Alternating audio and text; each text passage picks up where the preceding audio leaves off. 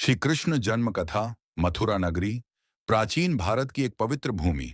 यहाँ राजा उग्रसेन के पुत्र कंस का शासन था। कंस था एक क्रूर और अत्याचारी शासक, जिसके मन में केवल सत्ता और भय का स्थान था। उसकी बहन थी देवकी, जिसका विवाह हुआ वासुदेव से, एक नेक और धर्मी पुरुष। विवाह के दिन जब कंस अपनी बहन को विदा करने रथ पर सवार था, तभी आकाश से एक भविष्यवाणी गूंजी। कंस, तू जिस बहन को इतने प्यार से विदा कर रहा है, उसी देवकी का 8वां पुत्र तेरा काल बनेगा। ये सुनते ही कंस का चेहरा क्रोध से लाल हो गया। उसने तुरंत तलवार निकाली और देवकी को मारने को तैयार हो गया। वासुदेव ने उसे रोका, कहा, कंस, अपनी बहन को मत मार। मैं वचन देता हूं, हम अपने हर बच्चे को तुम्हें सौंप देंगे। कंस ने इस शर्त को मान लिया और देवकी वासुदेव को मथुरा की एक अंधेरी जेल में कैद कर दिया। उसने उनके चारों ओर खड़े पहरे बिठाए, ताकि कोई उनके पास न पहुंच सके। समय बीता। देवकी और वासुदेव के पहले 6 बच्चे जन्मे। कंस ने निर्दयी बनकर हर बच्चे को जन्मते ही मार डाला। देवकी और वासुदेव का दिल टूट गया, पर उनके पास कोई चारा नहीं था। फिर 7वां बच्चा आने वाला था, लेकिन इस बार भगवान विष्णु की माया, योग माया ने चमत्कार किया। देवकी के गर्भ से 7वां बच्चा वासुदेव की दूसरी पत्नी रोहिणी के गर्भ में स्थानांतरित हो गया। यह बच्चा था बलराम, जो बाद में श्री कृष्ण का बड़ा भाई बना। अब समय आया 8वें बच्चे का। यह बच्चा कोई साधारण बालक नहीं था। स्वयं भगवान विष्णु ने देवकी के गर्भ में अवतार लेने का निर्णय लिया। श्रावण मास की अष्टमी तिथि थी। रोहिणी नक्षत्र में मध्य रात्रि का समय। बाहर आंधी चल रही थी, बारिश हो रही थी और मथुरा की जेल में एक चमत्कार होने वाला था। जेल के अंदर देवकी और वासुदेव प्रार्थना कर रहे थे। तभी एक दिव्य प्रकाश ने पूरे कारागार को रोशन कर दिया। देवकी के गर्भ से जन्म हुआ एक बालक का, जिसके चेहरे पर तेज था, आंखों में करुणा और होंठों पर मुस्कान। वह था श्री कृष्ण, भगवान विष्णु का अवतार। उस बालक ने वासुदेव को दर्शन दिए। 4 भुजाओं में शंख, चक्र, गदा और पद्म लिए हुए। वासुदेव और देवकी ने उन्हें प्रणाम किया। भगवान ने कहा, मैं तुम्हारा पुत्र बनकर आया हूं।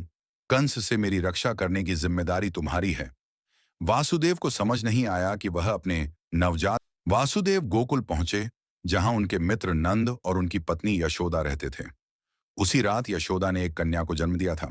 वासुदेव ने चुपके से बाल कृष्ण को यशोदा की बेटी के पास रख दिया और उस कन्या को टोकरी में लेकर वापस मथुरा चल दिए।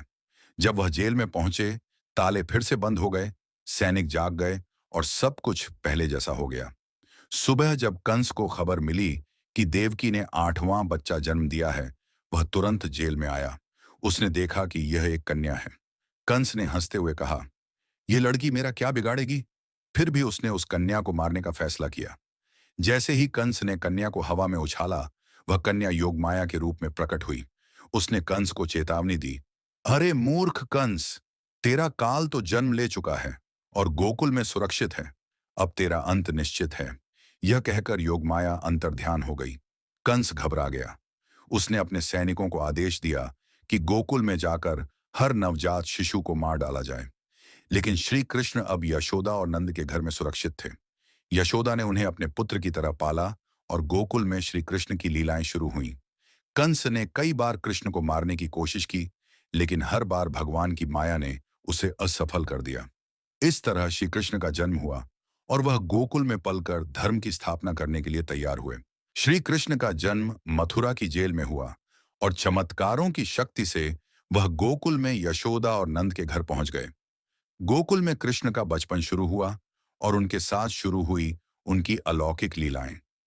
यशोदा माँ उन्हें अपने लाल की तरह प्यार करती थीं और नंद बाबा उन्हें अपनी आंखों का तारा मानते थे। लेकिन कंस को चैन नहीं था। वह जानता था कि उसका काल जीवित है और वह हर कीमत पर उसे खत्म करना चाहता था। कंस ने अपनी पहली चाल चली। उसने पूतना नाम की एक राक्षसी को गोकुल भेजा। पूतना एक सुंदर स्त्री का रूप लेकर गोकुल पहुंची।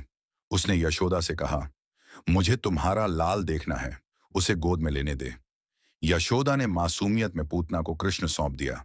पूतना के स्तन में विष भरा था और उसने कृष्ण को दूध पिलाने की कोशिश की। लेकिन श्री कृष्ण तो साधारण बालक नहीं थे। उन्होंने पूतना का दूध पीना शुरू किया और साथ ही उसकी सारी शक्ति और प्राण भी खींच लिए। पूतना चीखी, उसका असली राक्षसी रूप प्रकट हुआ और वह वहीं मर गई। गोकुल के लोग हैरान थे कि एक छोटा सा बालक इतना बड़ा चमत्कार कैसे कर सकता है। कुछ समय बाद कंस ने एक और राक्षस भेजा, शकटासुर। यह राक्षस एक बैलगाड़ी के रूप में गोकुल आया। यशोदा ने कृष्ण को एक पेड़ के नीचे सुलाया था और पास में एक बैलगाड़ी खड़ी थी। अचानक वह बैलगाड़ी कृष्ण की ओर लुढ़कने लगी, लेकिन जैसे ही वह कृष्ण के पास पहुंची, छोटे से कृष्ण ने अपनी नन्ही टांग से बैलगाड़ी को ठोकर मारी।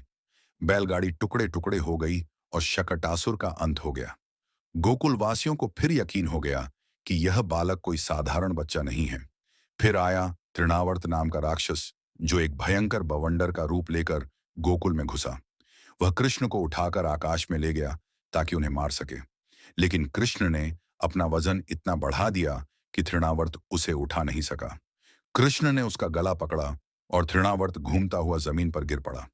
राक्षस मर गया और कृष्ण मुस्कुराते हुए वापस यशोदा की गोद में आ गए। कृष्ण की इन लीलाओं से गोकुल में हर कोई आश्चर्यचकित था।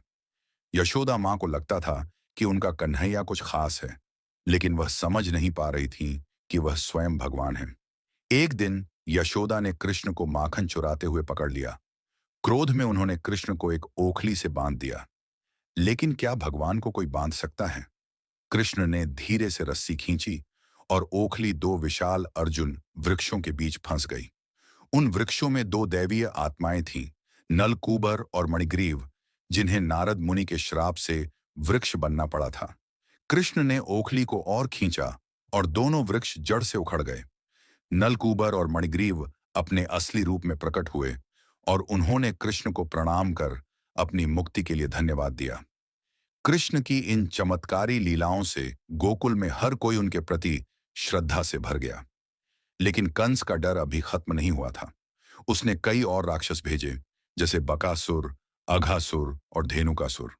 हर बार छोटा सा कन्हैया अपनी माया से इन राक्षसों का अंत करता। बकासुर, जो एक विशाल बगुले का रूप लेकर आया, उसे कृष्ण ने उसकी चोंच पकड़कर दो टुकड़ों में फाड़ दिया। अघासुर, जो एक विशाल सांप बनकर गोकुल आया, उसके मुंह में घुसकर कृष्ण ने उसका अंत किया। धेनुकासुर, एक गधे के रूप में, को कृष्ण और बलराम ने मिलकर मार गिराया। इन चमत्कारों के साथ साथ कृष्ण की बाल लीलाएं भी गोकुल में मशहूर थीं। वह माखन चुराता, गोपियों के साथ मस्ती करता और अपनी बांसुरी की धुन से सबको मोह लेता। उनकी हर लीला में एक संदेश था, धर्म की रक्षा और अधर्म का नाश। कृष्ण का बचपन न केवल चमत्कारों से भरा था, बल्कि प्रेम, भक्ति और शरारत से भी भरा था। गोकुल में हर कोई उनके दीवाना था और कंस का डर दिन ब दिन बढ़ता जा रहा था। आगे चलकर कृष्ण ने कंस का वध किया और मथुरा को उसके अत्याचारों से मुक्त किया। लेकिन यह तो बस शुरुआत थी। श्री कृष्ण की लीलाएं यहीं खत्म नहीं हुई। वह धर्म की स्थापना के लिए, संसार को प्रेम और ज्ञान का संदेश देने के लिए आए थे। अगर आपको यह वीडियो पसंद आया तो लाइक करें, हमारे चैनल को सब्सक्राइब करें और बेल आइकन दबाना न भूलें, ताकि आपको हमारे नए वीडियो की नोटिफिकेशन मिले।